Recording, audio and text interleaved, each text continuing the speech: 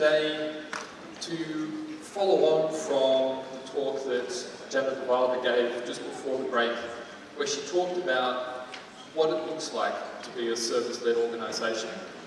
And I would like to talk to you about the process of becoming a service-led organisation.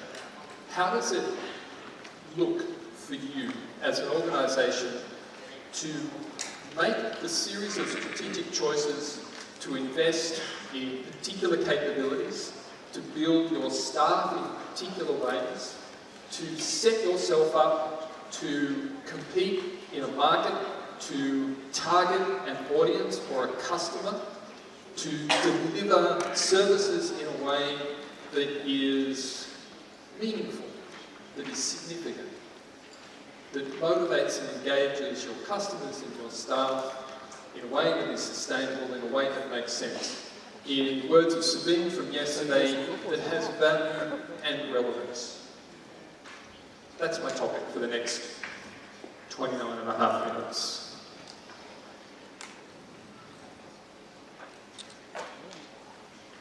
This is the three founders of Melt Studios. We've been around for 9 years. Janet talked a little bit about the work that we do, and it's worth noting that over the last 9 years, our efforts have shifted from a focus on designing services, well-connected, well-intentioned services, with very well-executed interactions at particular stages of the customer's journey, through to a lot of our work today, which is looking at what does that mean for the organisation itself? What does that mean for organisational culture, for its structure, for the way it manages its people, for the way it makes strategic choices about how, when, and where to deploy its resources. The number one step, the very, very first thing that we need to understand when it comes to being a service-led organisation is to deeply understand what it is that our customer is trying to achieve and the stages that they go through in achieving that end. They have a need that they are attempting to fulfill. To pick up on Megan's example from earlier today, the farmer doesn't drive their tractor for the sake of it. There is a purpose to driving the tractor. There is a purpose to picking up our phone. There is a purpose to hopping into a vehicle or to getting on a scooter. They are a means to some end. And our product or our service fits into part of that story from the customer's perspective. And our very, very first step needs to be to understand that story from the perspective of the customer. When we talk about empathy, and when we talk about developing a deep understanding, the key words that we need to add to that thought is from the customer's perspective. We need to think about how that activity looks to them and the steps in that journey that are significant to them. What are the points in that journey that have particular meaning for that customer? And if we take it a step further and think about one of the last points that Jana made in her talk, we should also, if we are going to be human-centred in the way we approach this work, we should also think about what is significant and what has meaning for the staff involved in these interactions. We might develop a broader understanding of what we mean by customer in the case of that MRI machine and think about the parent as well as the child. What do they need? What does significance look like to them? What has meaning for them? What motivates them in those moments? We need to understand them not as a number, but as humans. We do this through qualitative research first and foremost. Quantitative research And I say this as someone trained in statistics. Quantitative research will be very good at helping us to understand what people do, what behaviours take place, what steps take place, and in what numbers, in what quantities. How many people head down particular paths, how many people take particular steps along the way, make certain decisions. What quantitative research is very poor at doing is helping us to understand why people make specific decisions, why they act in certain ways, why they pick one product or service over another product or service. And this is really the role of qualitative research.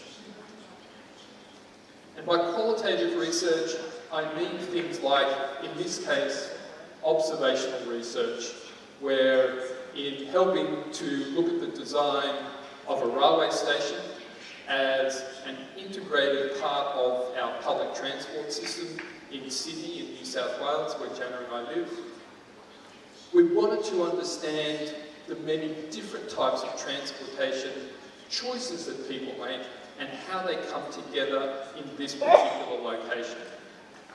To do that, we went and observed the ways in which people use public transport and use transportation broadly in this context. And you can see there are several examples going on here. There's a bicycle, there's a car, the train station is across the road, there are lots of people walking, all in one environment. In addition to watching people, we ask them questions. We go into their homes. We talk to them about their lives and their activities and their needs in ways that help us understand what is important to them. One of our primary tools is to use interviewing techniques formed around natural inquiry. And that is an open method, almost conversational method of interviewing that allows the participant of the research to focus on the things that have most meaning to them. So rather than asking them to rank in importance a series of things that we deem important, we ask them to tell us stories about their life. And their choices in what to speak about help us to see what was important to them. If I were to ask you, tell me about yourself, and you say, I'm a father, if that's the first thing that comes to your mind, I can tell that your children and your family is important to you. If you say, I'm an engineer, I'm a teacher, I'm a doctor, that tells me that your career and your profession are important to you.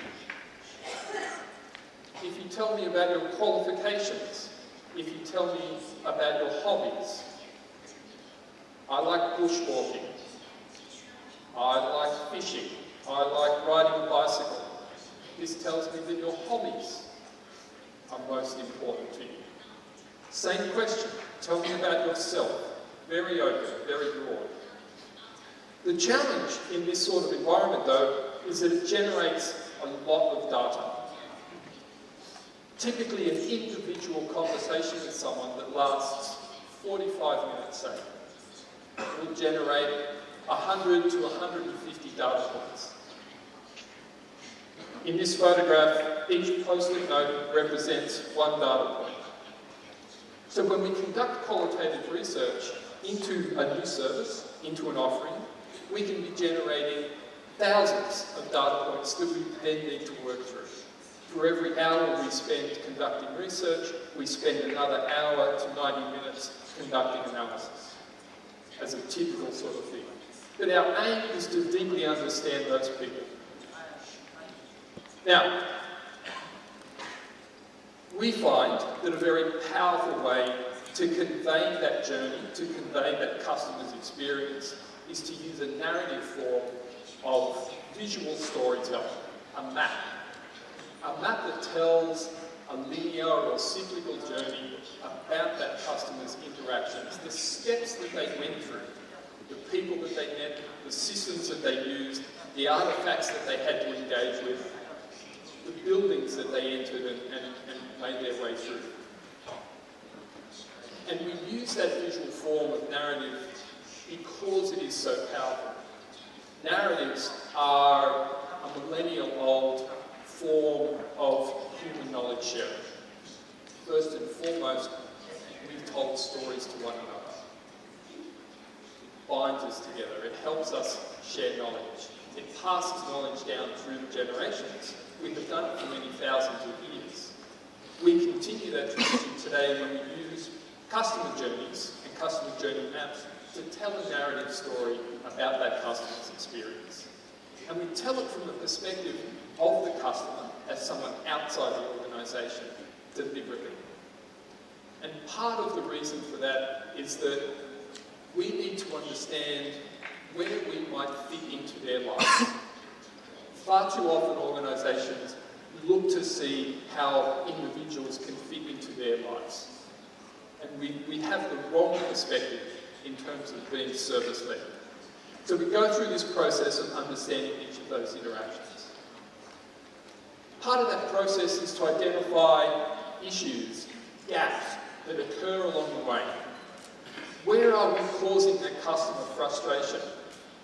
Quite often, those gaps, those missed opportunities, those unmet needs, create tension and a point of stress with the customer, quite often with our frontline customer service staff, who try and make up for those deficiencies in our end-to-end experience. We also need to understand where our competitors are doing a better job than we are. Because we don't exist in a vacuum. We're likely not the only company providing a service, offering a product out into the market. We will be one of several market participants.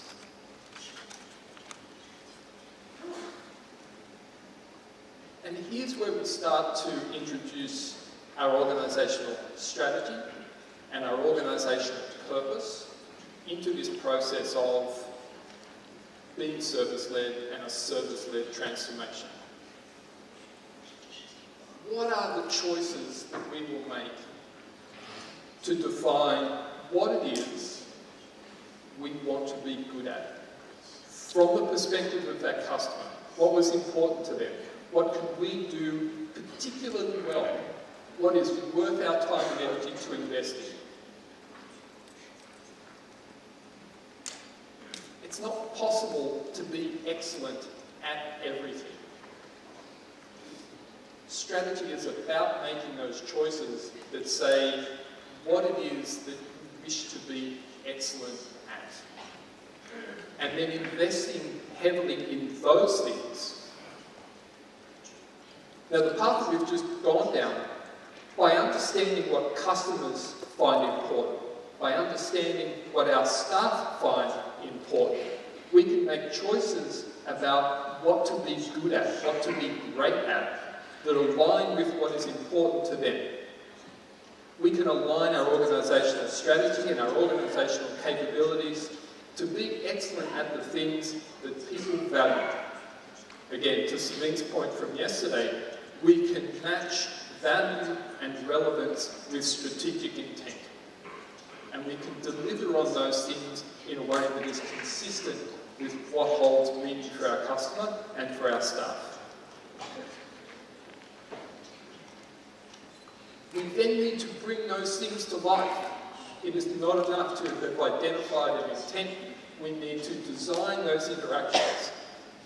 And designing each of those service interactions is a job in itself. In Megan's talk, she gave us a series of examples around just the part of the design process that looks at prototyping and iteration. Coming up with new concepts, reframing problems, understanding how we might go about delivery on a specific interaction is all in here. And it is not a small job in and of itself.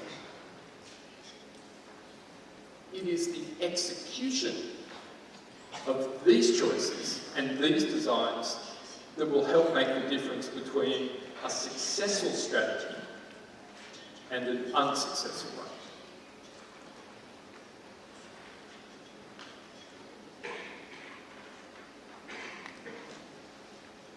We also have an opportunity in designing new interactions for our customers. We also have an opportunity to look at ourselves as an organisation, as people, as a collection of systems, infrastructure, process, culture, and define for ourselves new ways of working that are appropriate for the new ways in which we want to deliver value to our customer. We don't need to work the same way if our intent is to deliver a new experience for our customer, a new product or a new service for our customer. If the interactions that we wish to take place between our customer and our organisation are different, then perhaps the interactions that take place between our staff and our systems should also be different. This is where we start to define the new shape of our organisation, to start to define the intent behind our transformation into something new.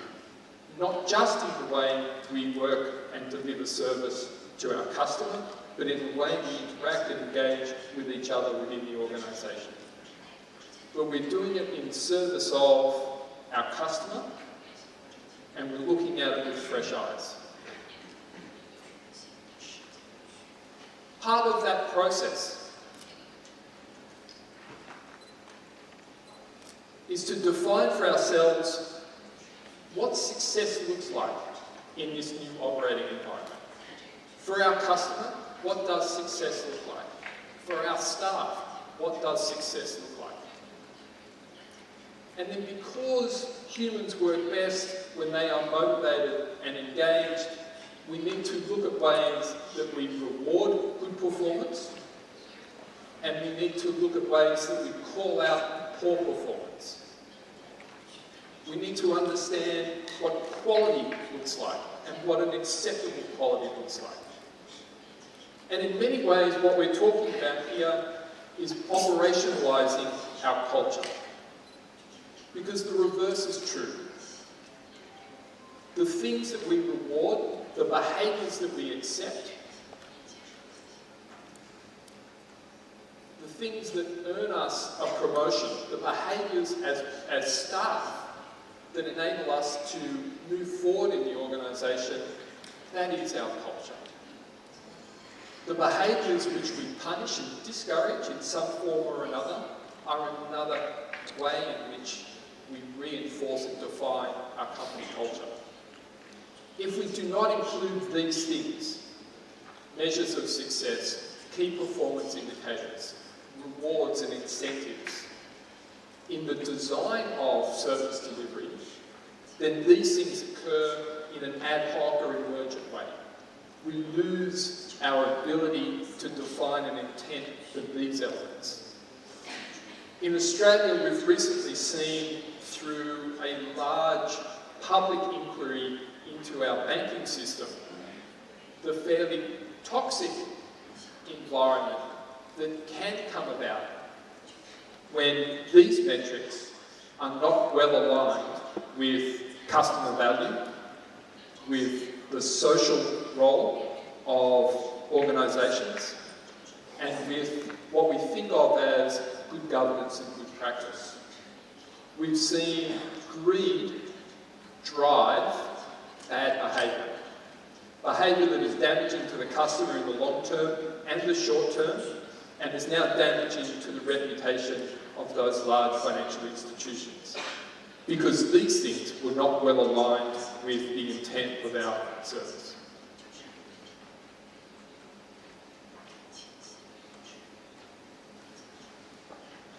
The final step, if you like, is to create a new narrative. Professor Shin talked yesterday about the desire to move from a less satisfactory state of being to a more satisfactory state of being. the idea of continually becoming better.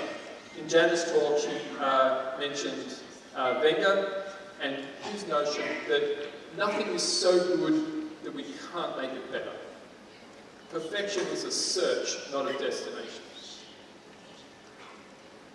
We need to articulate for the organisation where it is that we're headed. And we create a new narrative, a new story of how that future will look for our customers, for our staff. What it is as an organisation that we are transforming into. This articulation is our vision in action. A future state customer journey represents our vision in action. What will it mean in the future for our staff, for our customers, if we deliver this service in these ways? How will life be different? How will life be better?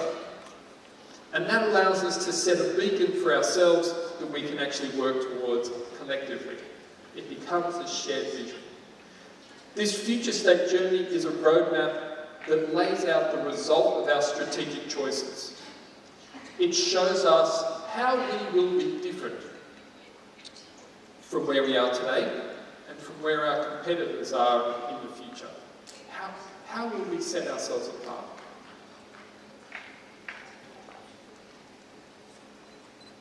We use that form of a visual narrative for the same reasons that we used it to look at what customers experience from us today. It is a powerful, approachable, shareable format that everyone can partake in. I'd like to give you an example of how this can play out from a real project that Melb Studios did a few years ago. Unfortunately, I cannot tell you the name of the institution. We were asked to look at, and this is their framing. They asked us to help them improve the experience of students being admitted to the university. And in their mind, that was very much a look at improving the usability and the user experience of some technological systems that prospective students would engage with. So the website that you would use to apply for a place at the university, the email that you would be sent to say whether you had been accepted or not, whether you were being offered a place at the university or not. And then the system by which you selected your subjects or your particular units of study for the coming semester, having been accepted. That was the thing in their mind that they needed us to look at. And so we went through this process of understanding what that looked like from the perspective of the student. And we looked at it from the perspective of the staff involved in the process. We looked at it from the process of the academics, or the perspective of the academics, who were making the selections, and the basis on which they made selections. And we noticed several things in the course of our research. The university that we were looking at offered places to around 25,000 students each year. And on the day that those offers of a place at the university were sent out, that should have been a day of celebration for the university. A day when they are welcoming tens of thousands of new students into their classrooms, onto their campus. When 25,000 new careers start. And what we found was that instead of being a day of celebration, the mood on campus on that day was very subdued. Nobody was particularly happy, nobody was particularly excited. And when we dug into why that was the case, we found that in addition to sending out 25,000 offers, the university also had to send out 70,000 letters of rejection. 3 times as many students were rejected as were accepted. And they were just as keenly aware of the disappointment of those students as they were the excitement of the students who had been accepted. We sat across the road from the university one day as part of our research, and we noticed a family, a husband and wife, a daughter, and they were waiting for their son, who was applying to the university. He was going through an interview process and a portfolio review. The design school was looking at his work from high school to see whether he would get a place. But the whole family was there. And that told us further that not only was this an important decision for the student, but it had a great impact on his whole family. They had been helping him to work towards this goal for many years. They were invested in the decision that the university made. It would be a sad day for all of them, a disappointing day for all of them, were he not to be accepted. And so when we looked at this, we understood that in order to improve the experience of admission, one of the things that we needed to better understand were the reasons for rejection. And how could we help students and the university better line up student qualification and characteristic to success? So at the point of being selected, how could we help the university make choices where students were more likely to graduate and get jobs? And for that university, that was how they defined success: graduation and employment. How could we better help them understand why people failed along the way, why they dropped out of their course? And what we saw was that we needed to help put in place an environment where the system and the university learns each year, where they can look at the characteristics of people who graduated and map that back to the decisions that they made at the beginning around why that student was accepted in the first place. So that over time they can get better and better at identifying the characteristics that would lead to success for specific courses. And not traditional measures of success, not traditional measures of potential, not their grade point average, not their ranking at their completion of university, but other characteristics that might have a greater bearing on your ability to succeed. We identified that we also needed to help the student apply for courses to which they were well suited, courses that they had a higher success rating. And that meant changing the way the university engaged with high school students, changing the way the university engaged with advisors and counsellors in high schools. The student journey suddenly became not the narrow process of enrolment or application, but instead a years-long journey of understanding their capability and their potential and helping match that to a course that the university not only would accept them into, but help them graduate from. This is a huge shift for the university, and it's one that they are still in the process of seeing the benefits of as they learn over time.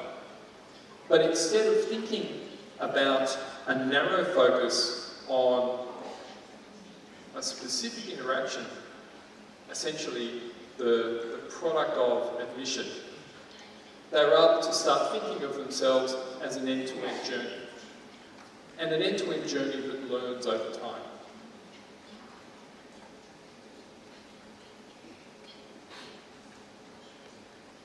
Along the way, we needed to develop a series of visual tools that would help the university see itself. And one of those tools, as you can see, this is a journey map in progress, where we try to help them see themselves as this new way of working, new way of thinking about students, new way of thinking about student admission, and understand that from the perspective of the student in their career rather than the student being accepted or otherwise.